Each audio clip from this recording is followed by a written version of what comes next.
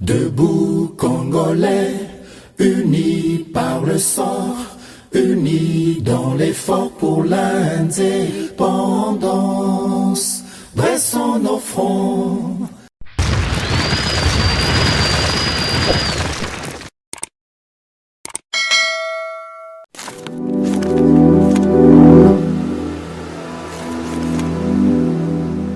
Ouais, chers internautes, c'est toujours votre humble serviteur, Cordon Cisco, Charles Jafuna.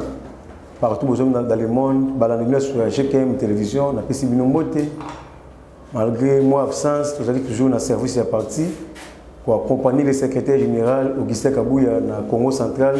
Dans le cadre de la redynamisation à parti, peut que la majorité écrasante, afin que le programme Nabiso, il y a les peuples d'abord, ils ont exécuté à la lettre. Nous avons une absence. Tu vas dans le Congo central, tant que tu as différentes choses, tu as analyse politique, tu descriptage politique, tu partager, mambi matali politique du Congo, tu es sans plus tarder, tu continues l'actualité politique, l'analyse politique. Chers compatriotes, chers Congolais, tant que tu es toujours Congo, et victime de complot, de la communauté internationale. Et bien, mais le lot est bien pour ça. Moi, quand j'ai un boka, à la Kisimu Kilimubimba, à travailler dans la diplomatie, à travailler dans les États-Unis d'Amérique, où on a un partenariat privilégié. Mais il y a moi, tout le monde qui a besoin tout. Dans le Conseil de sécurité des Nations Unies, il a signé pour être Congo, armée congolaise, armée loyale. To continuer la continuité embargo ils le kola ngai nazo bundana muninga bazu muninga wakanye mabuku na basinga akobunda ndenge nini États-Unis d'Amérique na ba pays na allié autant nde bazwa Congo en otage yango balingaki ko imposer biso toujours ba président à l'étranger pour na été ba sakana na Congo ba piller Congo ba boma peuple congolais mais mon konzambo ka Félix Chilombo ozali véritable congolais. Notre frère, notre sang. Alors, il n'y a pas de question. Le Congo appartient aux Congolais. Alors, il n'y a pas de question. Toké na bango, na ba corps, autre partenariat privilégié. Mon konzambo a ibolo mon fenêtre que tout le monde est à la grande porte. Aux humains moi minéré au tikeli congolais mon solo pour na intérêt à peuple congolais. Mais bango bazo ka midi tongo pourquoi na fenêtre ko boma peuple congolais, ko iba peuple congolais, ko piller peuple congolais.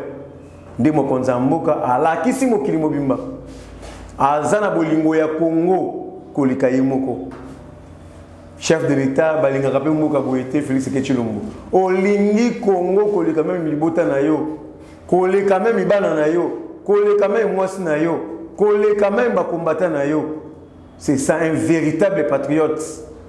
Ce qui bazwa Kadhafi pour Kadhafi azanga soutien peuple libyen. Ce qui bazwa ka Lumumba na bitumba oyo o mo konzambo engagé na moya lelo parce que à l'époque peuple congolais avait une veille patriotique azali veillé. Ce qui bazwa ka musée parce que musée azanga soutien peuple congolais parce que musée a signé un accord na ba Rwandais kokotsa ba Rwandais na kata ba institution mboka na kata armée congolaise ndi omoni bazwa ka musée mais Félix Sekedi Chilombo oyo azali ko travailler en âme et conscience pour l'intérêt général du peuple congolais et non pour l'intérêt personnel. Ceux qui m'ont konzambo kaza na soutien total ya peuple naie pour la koza mulimo naie ko simbate. On a saigné le peuple congolais, merci. Le côté comme une éveil de la conscience, éveil patriotique, tous allez soutenir notre frère, notre sang. On a signé Eyoma, il y a Kolongola Congo, Naboumbu, Oyo, ba mafia monde, ba occidentaux, ba autoproclamation soit disant communauté internationale, il y a le Kuta, ba du Congo en otage pour nos minéraux, nous avons appelé ça biso. Lilo, ba sali ba téléphone, ba sali ba Android. Basali ba satade, basali ba arme nucléaire, basali ba arme de guerre, basali ba ordinateur, na minerai en boka na biso. Mais merci ba pesi biso, ezali merci à ba tuerie, merci ba pesi biso, merci à ba viol, ba ke musika ba violer ba koko na biso, ba maman na biso, ba violer na ba bébé na biso, ba bomi peuple congolais, plus de 10 millions Il y a peuple congolais qui a tangisi makila na insécurité ya est. Ba travailler à connivence na monsieur police kanambe pour la bouma peuple congolais. Mais grâce à la diplomatie à chef de l'État a genoué bango nyoso. Le révélation oye bouma maka pendant 18 ans et bimi na poisson. Le peuple congolais comme veillé peuple congolais yebi le guerre oyo ba théorie oyo utaki wapi nani oyo apesi bango ba beki. Chers compatriotes, tous comme seul homme, tous soutenir notre frère, notre sang, Félix Tshisekedi Tshilombo. Parce que Bitumba a signé, et ça Bitumba Lumumba Kufana Yango, et ça Bitumba Oyo, Kadhafi a Kufana Yango, et ça Bitumba Oyo Musée a Kufana Yango, malgré Musée, abandonné la trahison, il y a beaucoup de Rwandais na Congo. Tant que l'Inga s'est ressaisi, car les Rwandais wana, oh il y a beaucoup de Congo. Ba américain ba pesi instruction ba éliminer musée mais mon konzambo ka Félix Tshilombo azana soutien total du peuple congolais nzila ba koleka izalité yango moni président Yaris Vladimir Poutine alobaka yango très bien alors il faut Afrique longwa na colonisation ya ba occidentaux bazo indépendance ya solo mon konzambo ka atindaki Gilbert Kabanda ministre de la défense congolais o akendaki kokutana na homologue na vice ministre de la défense Yaris na instruction à président Yaris Vladimir Poutine ba tambusa kiye na ba dépôt d'armement ba la ba armes de guerre ba armes sophistiquées ba obi ba chars de combat au l'aide de ces 4 matins ba bibunde les autres na Yaris et les autres qui dans le Mbango na Congo et les autres qui ni vers na est de mboka na biso nyonso wana mo konzambo kazali déterminé ndenge Mobutu alobaka soki esengi na signé même accord avec Satan pour la sauver peuple congolais na signé yango makonza mboka azali déterminé parce que akoki kondimate ba embargo ya lokuta ba embargo ya diabo ya complot ya mabe pour la copier Congo et continuer mais tandis que peuple congolais azali kokufa nde omoni makonza mboka a ressaisir Mbangu atini ministre de la défense Mbangu na Ris. Solo homologue l'un de ces 4 matins bibundeli zali koya solo l'un de ces 4 matins bitumba oyo ces jeunes à est pendant plus de 3 décennies 25 ans au peuple congolais kufi lokola nyama ba violer lokola nyama ba sakani ba piller ba bomu lokola nyama makonza moko lobi pas question cette fois-ci toujours mettre fin à la cacophonie ba armes de guerre autres ici et qui ne veulent à niveau à est pour éradiquer toutes sortes des antivaleurs aux occidentaux ba travailler na ba Rwandais pour na semer désolation na milimo ya peuple congolais ya boyeto zuyapi ya ngona sengi partout congolais dans le monde avant kolala faut que tu ma bolongo na se ko sambela nzambe ya pesa makonza mboka Félix Tshilombo sagesse mayele longue vie a épargner na ba danger nyonso ya ba mafia ya monde. Pourquoi? Chaque fois, si nous perdons Félix Tshisekedi à la tête du pays, c'est-à-dire nous perdons le Congo. Félix Tshisekedi, c'est une bénédiction pour notre pays. Tala Bitumbo est engagé. Chers combattants, chers compatriotes, Tala Bitumbo est engagé pour la peuple na Boumou. Tala Bitumbo est engagé pour sauver Naïnayo, pour sauver le Bisu à Est. En 2018, il y a une élection. Sans Boutembo, Beni Yumbi. Nous avons déjà balkanisé. Mais grâce à la diplomatie à chef de l'État, tant qu'on a décrété l'état de siège, les groupes rebelles, les terroristes, les mercenaires, mal à l'aise. Et le groupe rebelle locaux ont déposé Minouki. Si 300 groupes rebelles, les terroristes, oh monsieur les polices, vous avez combien? Et si vous avez compté, nous avons des bandades, nous avons déposé des armes, nous avons continué le programme, il y a PDDRC. Nous avons grâce à la diplomatie à chef de l'État. L'opposition a un argument parce que le bilan est largement positif. Comme il faut utiliser maman Koko, maman Ndoki,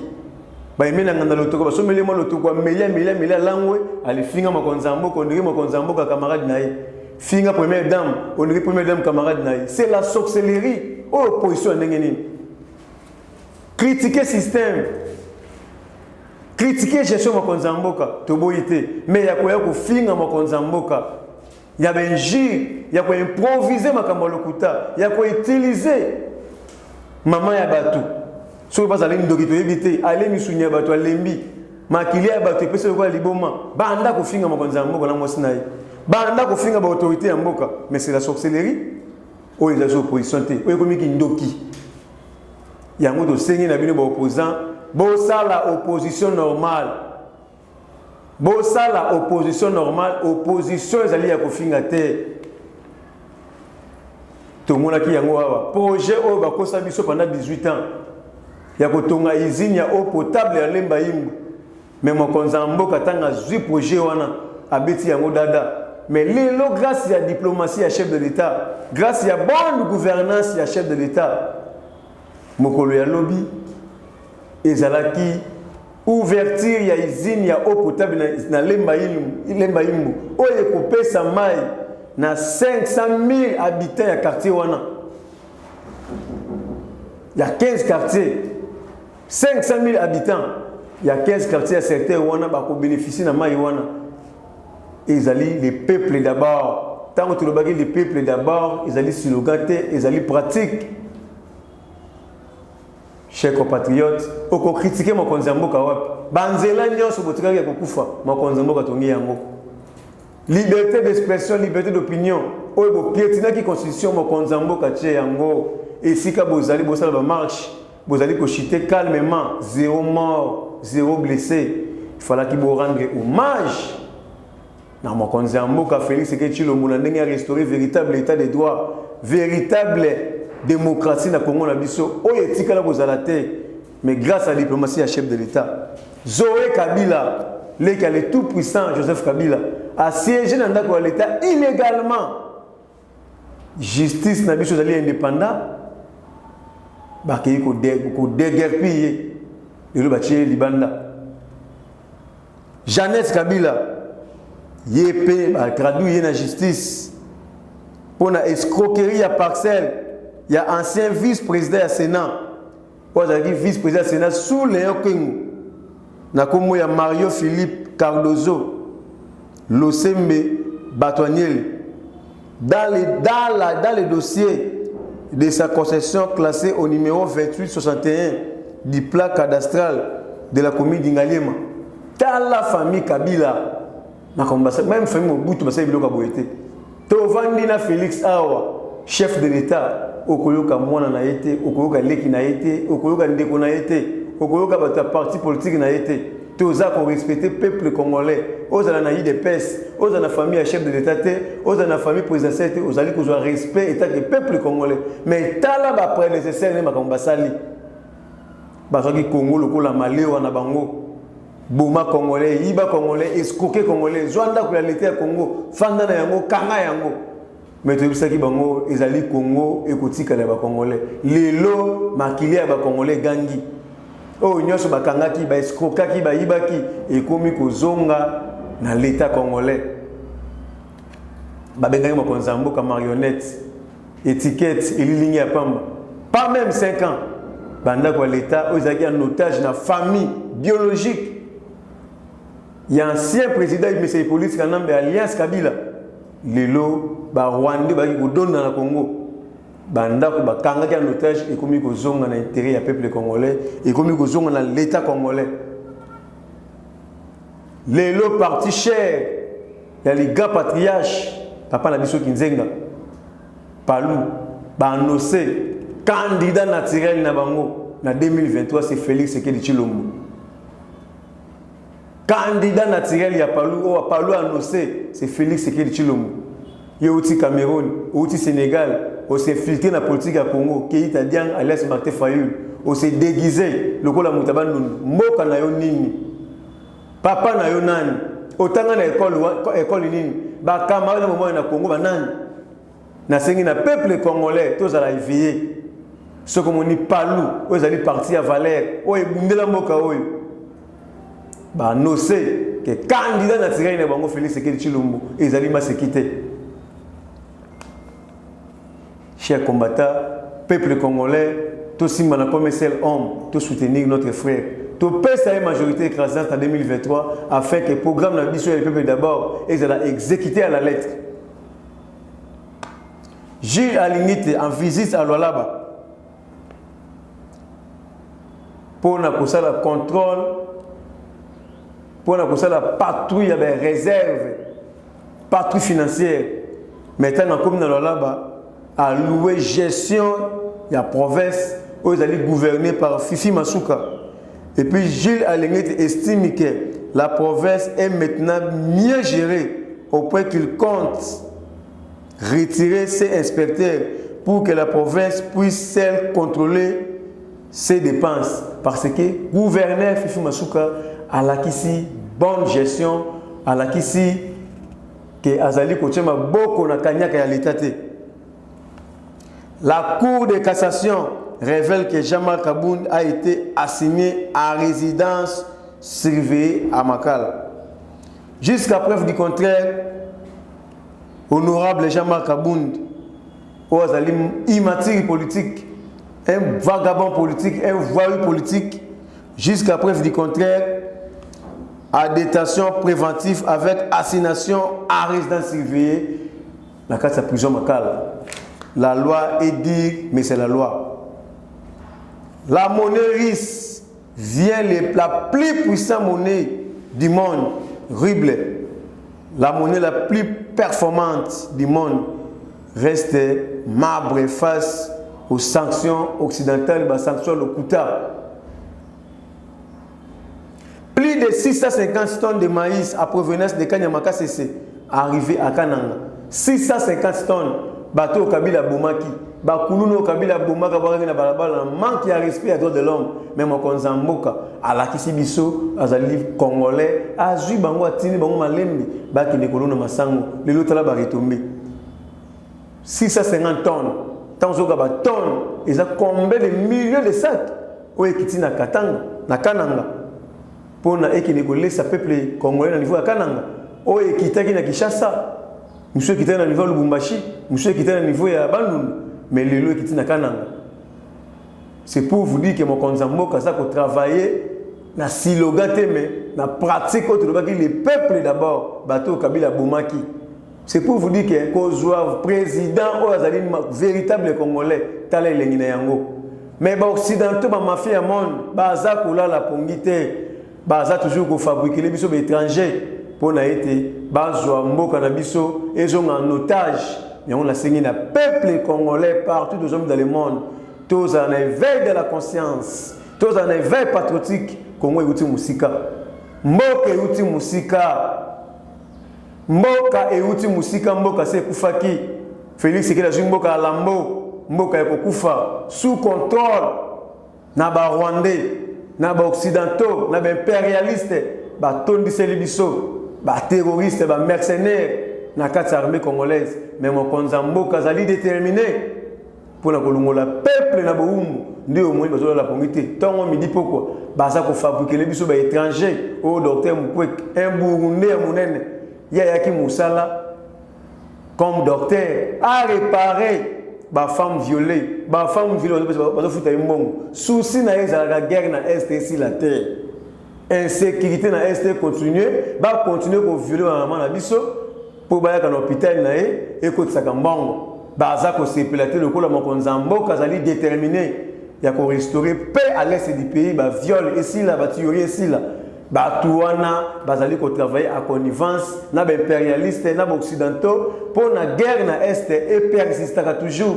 Ndi omoni annoncé candidat président de la République pour naïti à la continuité et sécurité à est mais tu ici bango soki alinga postulé akina mboka na Burundi Congo zali ya ba congolais et kotikala ya ba congolais soki bomoni Obasanjo ancien président nigérien Oazalaka à l'époque envoyé spécial, il y a secrétaire des Nations Unies dans le pays sous-région à Galak. À l'époque, comme facilitateur, dans l'accord où Kabila signé Kanaba M23, à l'époque,